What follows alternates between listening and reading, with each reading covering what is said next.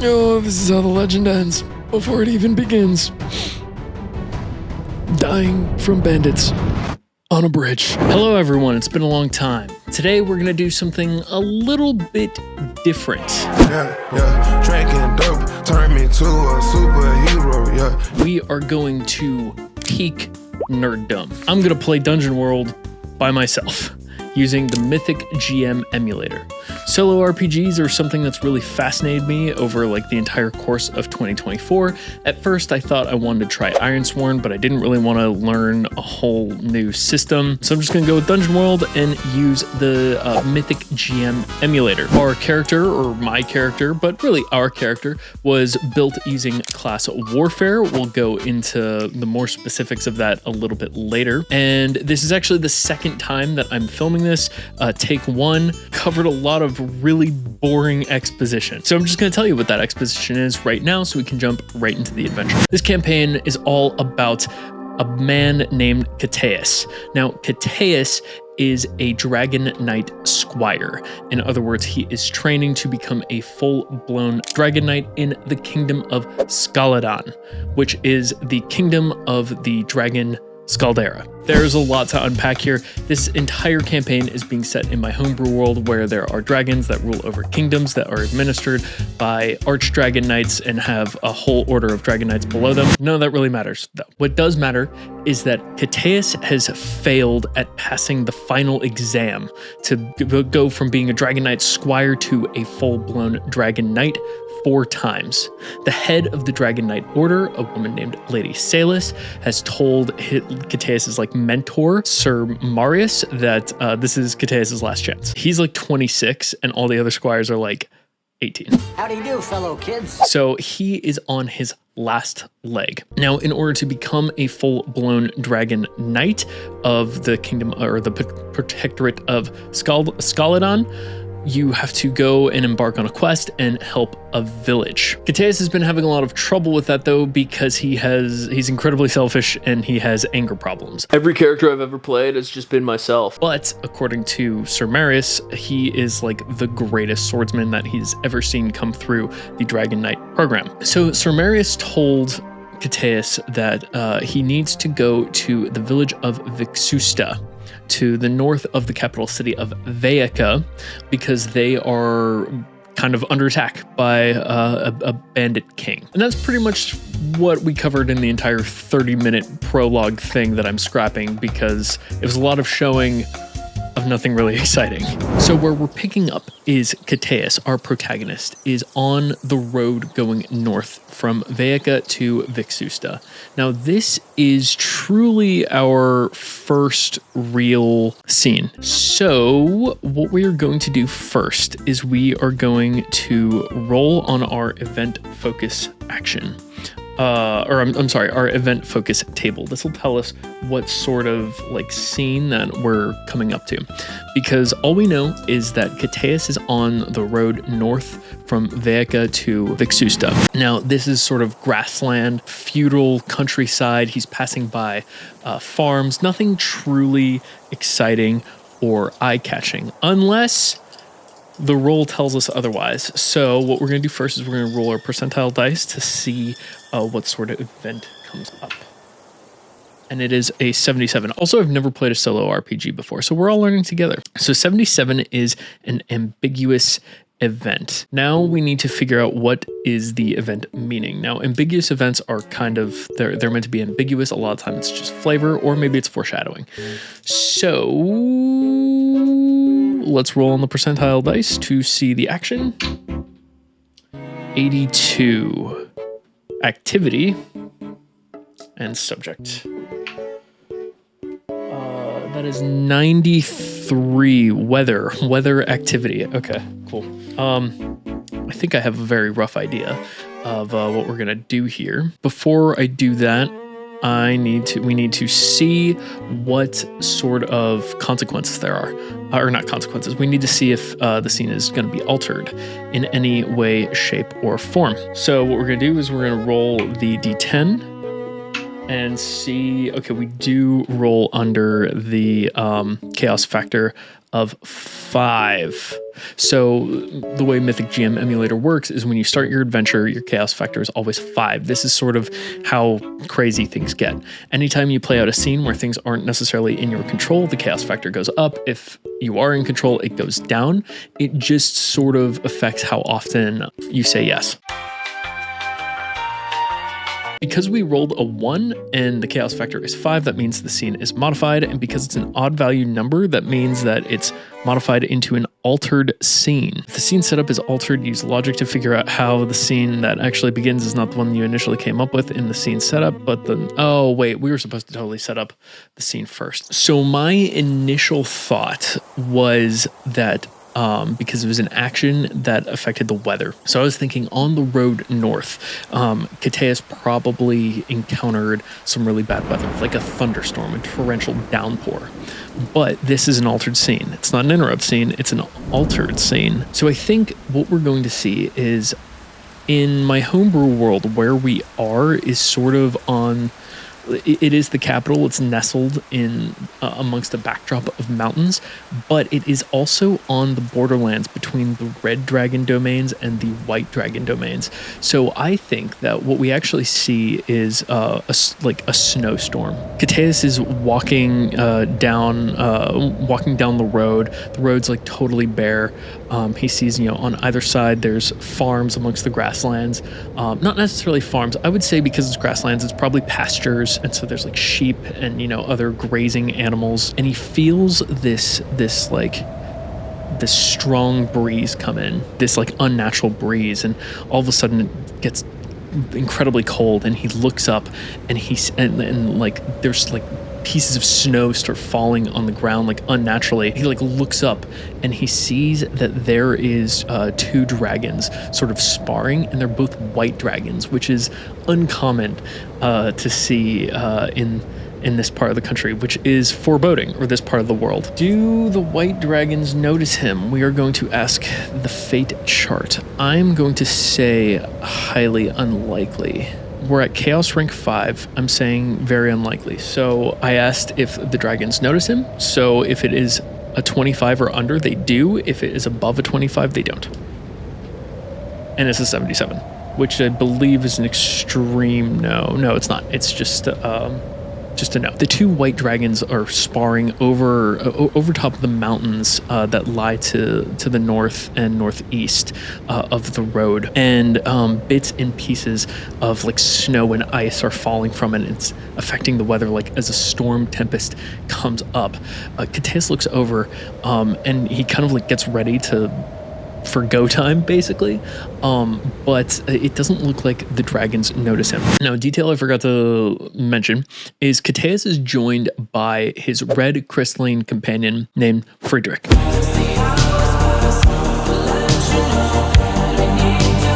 Now, a grand total of 3 people will get this, but in this world, crystallines are a thing, and they are often reflective of sort of the cultures that they're born in. People born in the Red Dragonlands often have very inflamed emotions. They're like very passionate people, which explains why one of the reasons Cateus is really struggling to become a Dragon Knight is because he's very like passionate, like fits of anger and some passionate fits of greed.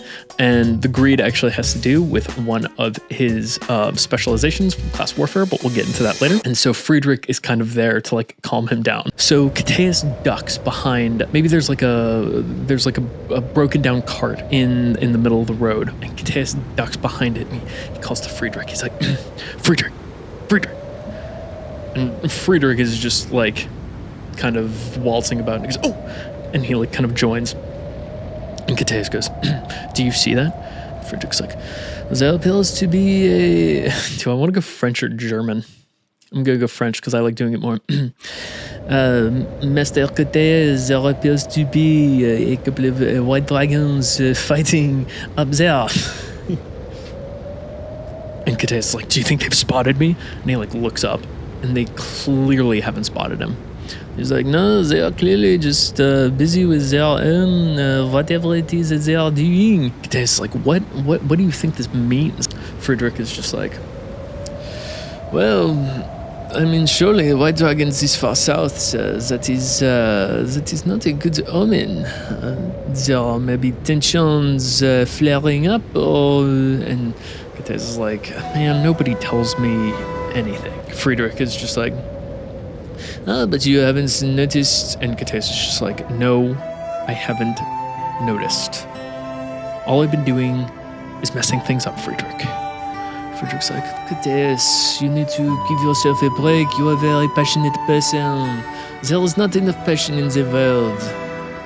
What the fuck am I saying? And Kates is like, yes, but that passion that you call gets people hurt, and it keeps me away from becoming a dragon knight. Kates, the roads to one's goals are complicated. It is not always the straightest line that gets you to where you are looking to go. You need to have more faith in yourself. You are a very competent person. I believe in you. Kates kind of shrugs and nods his head, and they continue on their way to Vixusta. So does that affect the chaos factor? Because I mean, he had no control over the dragons, like, you know, fighting each other, but it didn't really affect him in any way, shape, or form. I'm going to say it doesn't really have any effect on him. He was in control, so that lowers the chaos rank to 4, which means it is more likely that no is going to be said. So Kates and Friedrich continue on the road north, and it takes, how far is this? So it's 85 miles to get from Veka to Vixusta. So we'll say that was probably the first day. They press on throughout the bad weather.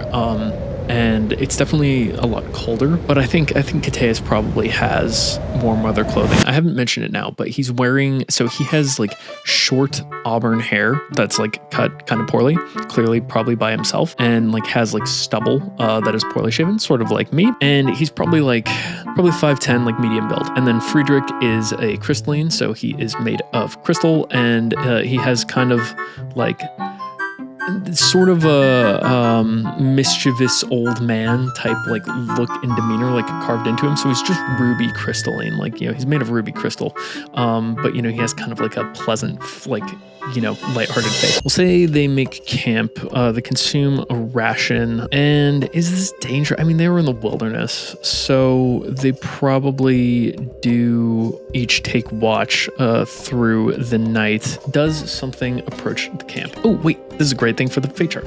Okay, does something approach the camp in the night? 76. And so we said that it is a no. Nothing approaches the camp, bordering on extreme no because I rolled a 76. So the night goes through swimmingly. They wake up, and the road, it's about 85 miles, so it's going to take 3 days to get from Veka to Vixusta. So we'll see for the second day. We'll see if anything happens on the way. By rolling on the event focus table. I know I'm probably not doing this right, but A, we're all learning together, B, I don't care. Okay, so 27 is an NPC action. Now we have to figure out the meaning, the action, and the subject. So NPC action. 55 is disrupt. Ooh. And 65 is intrigues. Okay, I know exactly what's probably going to happen here, but we need to roll to see if the scene is altered. Given that it's an NPC action that is disrupt and intrigue, I'm pretty sure I know what happens. I think they're going to be stopped by some members of the bandit that is sort of tormenting Vixusta's. They're going to be, you know, stopped by some of his men, but we need to see if it is altered or interrupted in any way. So it is not. Wow, rolling really boring. So the white dragons have finished their sparring. The weather sort of clears up, and they continue down the very scenic route when there's there's a ravine from like an old dredged out riverway, and so they have to they cross the ravine, and Kates definitely isn't thinking about, oh, hi Uther, Kateas definitely isn't thinking anything of it. He's, as far as he knows, he's in safe country. Yes, he's going to a village that's being ravaged by bandits, but he has zero reason to think that anything might be amiss.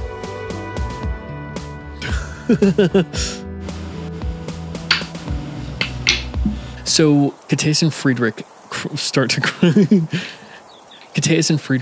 to cross this bridge, and it's probably like 10 feet long at the most, when all of a sudden they hear the sound of a bow being drawn and a gruff voice going, "Well, not so fast there, pretty boy, and your little rock thing." And he sees, let's roll for how many bandits there are. We'll go 2d4. Fuck. Okay, there's 6 bandits. So, Jesus. Yeah, Kateas sees that there's like 3 very gruff-looking individuals emerge from under the bridge and block his way in front of him. And he looks behind him, and that's where he sees the individual who called out to him, who's this short guy with very greasy, longish hair that's just kind of disheveled, and you can see that he's missing a tooth, and one eye is bigger than the other. And he goes, I need a name for my bandit king. I feel like our bandit king is probably from the White Dragonlands. That makes sense and kind of goes with what we've established so far. So I'm going to roll off of the loosely based off Finnish names. We'll go 1d100 for 16. We'll go with Arvi. So the dude with the bow just goes, "You're entering Arvi Horned-Rinker's territory now. Any trespassers are going to have to pay the fee." And so Kateas looks back and forth, looks back at him, and he is desperately trying to hold his shit together. I'm actually going to ask the fate chart, does it look like these guys know what they're doing? Or are they just kind of peasant mob who've taken weapons and don't necessarily know how to use them? I'm going to say it's probably a 50-50. This is a chaos of 4. Do they know what they're doing? 78. So that is not extreme no, but that's definitely a no. So these guys definitely look like chumps, which is kind of a relief for our boy. So Kateas looks back at him and he says, "And how much are bandits charging these days?" And the one, the little weird guy goes, "We're not bandits. We're freedom fighters." And one of them was like, "Yeah, freedom fighters. You tell them, skid." And he goes, the freedom fighter says, we'll go with, all right, so we'll say 130. So the bug-eyed freedom fighter looks at Kateas and Friedrich, and he goes, "Well, you're clearly someone of means, so we think it'd only be fair if maybe 130 gold pieces. How about that?" And Uther's back to Uthering. Kateas looks back at them and sizes him up. He says, "And what happens if I don't pay?" And the dude starts laughing. Well, me and my boys here will slice you up into 1,000,000 trillion little pieces. Kateas looks at them and somewhat smiles like an anime protagonist. And now this would be a great time to tell you what his stuff is. So he is an archetype warrior from class warfare, and his 3 specialties are Blade Dancer, Destroyer, and Insatiable. So that means he gets 3 starting moves. His first one is Dance of Blades. When you enter a fight against multiple foes, roll plus dex. On a 10+, hold 3 maneuvers. On a 7 through 9, hold 2. On a miss, hold 1 anyway, but your enemies already have you in particular at a disadvantage. Spend a hold to perform a maneuver that achieves one of the following results. You create an advantage. You disengage from melee of one foe. You immediately cross the distance. You throw off the effects of being stunned, confused, or enchanted. He also has has Ben Barr's lift gates. So when you use pure strength it's just like in the fighter.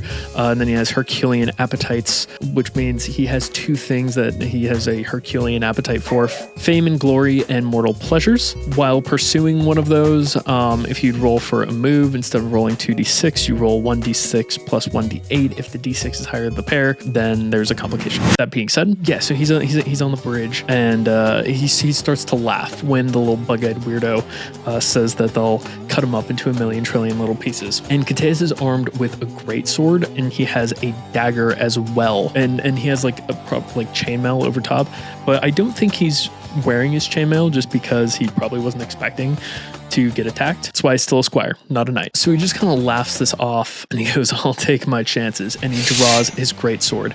As soon as he does that, one of the bandits that is in front of him runs at him actually we'll say two of them do, and we have our first Dungeon World roll of the campaign. So we're gonna roll to hack and slash because he is engaging in melee with these two, and he rolls a 6 plus strength, which is 2, which is an 8.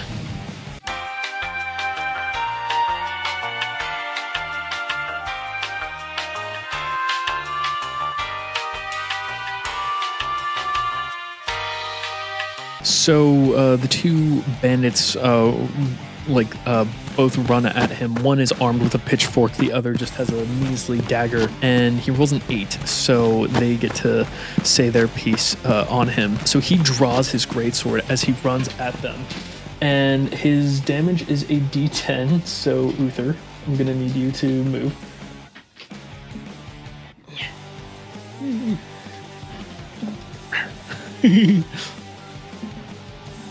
Okay, so he has a d10 damage. So let's roll for damage. That was in between two things. Okay, so he rolls 6 points of damage. So with his giant greatsword, he brings it down on the bandit with the pitchfork and just cleaves him right in two. And the other bandit with the dagger manages to get in close, which deals d6 damage to our boy. Jesus Christ. Gets him right between the ribs. You could taste oh god, as some air is just expelled from his lungs as the dagger gets in deep. As the one that is in half, a couple of his buddies are just looking they're a little bit flabbergasted, and the bug-eyed weirdo goes, "Don't just stare at him. There's more of us." So then two more rush in. And we'll have, Cateus is going to roll Dance of Blades, so 2d6 plus dex. Oh, and he fails that fucking miserably. So the enemies already have him at a disadvantage, which is probably the knife between his ribs. So he's oh god. As he kind of falls back to the bridge, the three bandits converge on him, including the one that knifed him, and I can spend a hold to perform a maneuver that achieves one of the following results. I'm trying to think. He has a torch. No, that wouldn't make sense. Is he gonna run away or try and fight? We'll say he tries to fight for now. He currently has a max HP of 25, so he's down to 20. So it definitely hurts right now, but I think he's still okay. So they come in, the three of them, and they definitely attack him again. So we'll roll the hack and slash again to see how he fares. Oh yeah, no, he's not doing okay. Well, the good news is I get to mark XP. So the three bandits, they come in, they converge on him, and the first one goes to stab him again, dealing 1 point of damage. The second one is armed with a shovel and does 3 damage, and the third one comes at him and deals 6 points of damage. Jesus Christ. We'll say the third one also had the third one's probably the guy with the bow. Or no.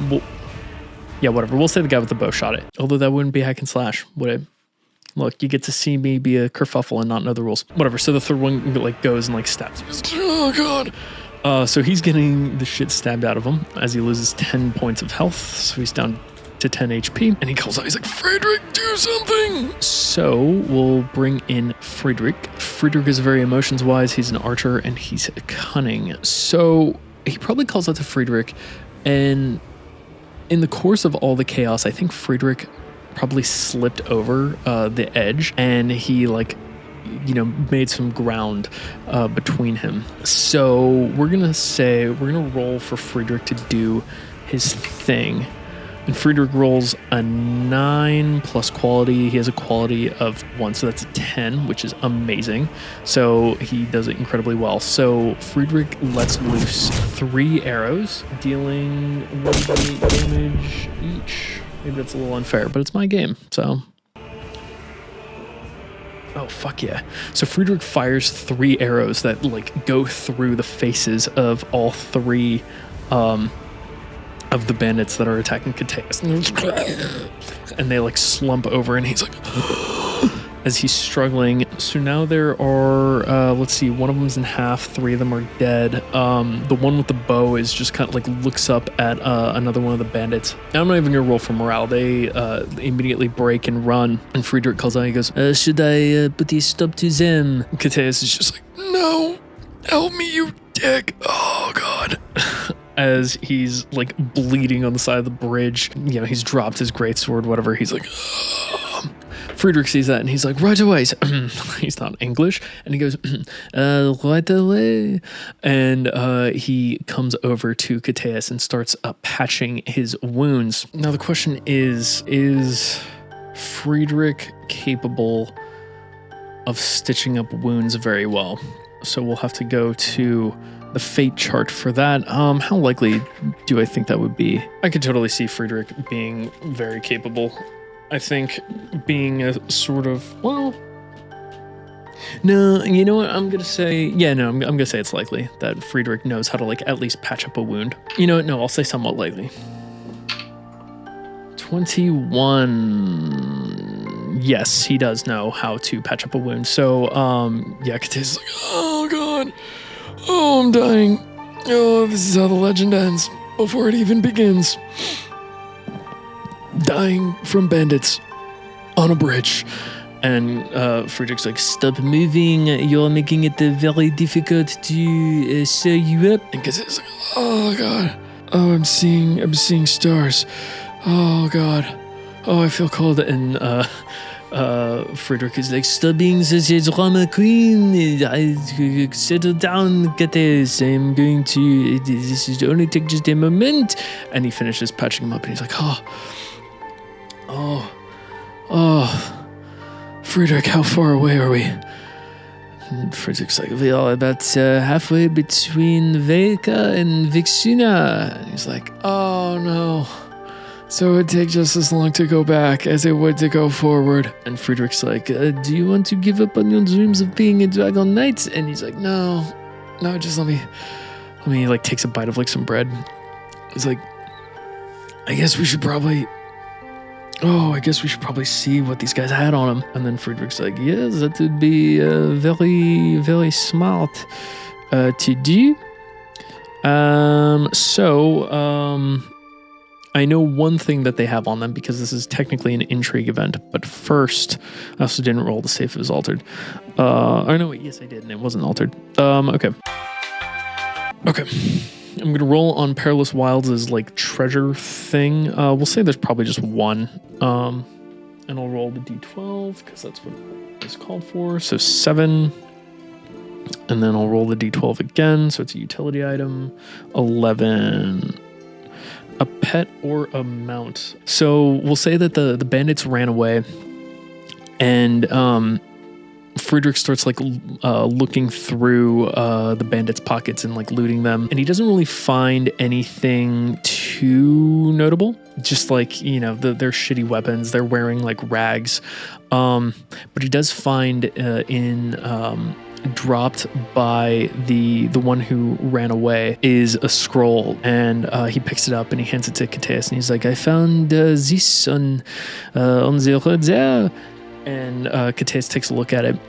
He's oh, and he opens it, and it's a letter from Arby, the bandit king, who is harassing the good people of Vixusta. And it says to keep watch over this road, and to make sure that no traders can come in or come out.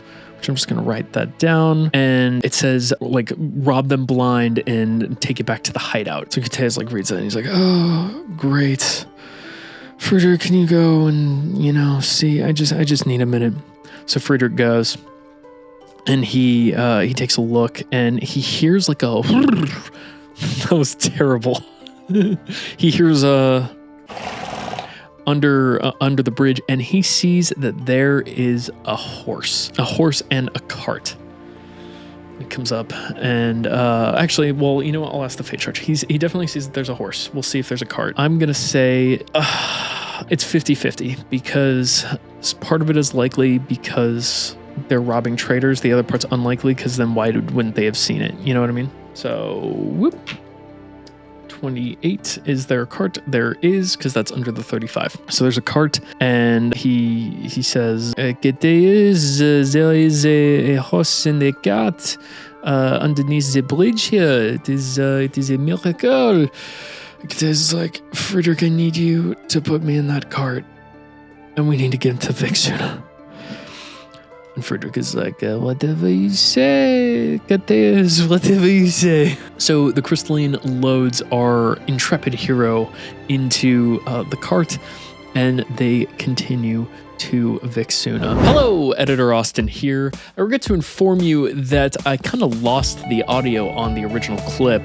Don't worry though, you guys didn't miss out on much of Cateus' crazy journey. I pretty much just asked the fate tables if anything else comes up over the last day, or if they make it to Vixuna safe and sound, and they do. Thank you so much for sticking around with me over these 30 minutes and enjoying the journey of Cateus. I thoroughly enjoyed making this solo role-playing video. I hope you enjoyed watching it, and maybe I'll make more. If you like it, I probably will. Click here, and I'll see you next time.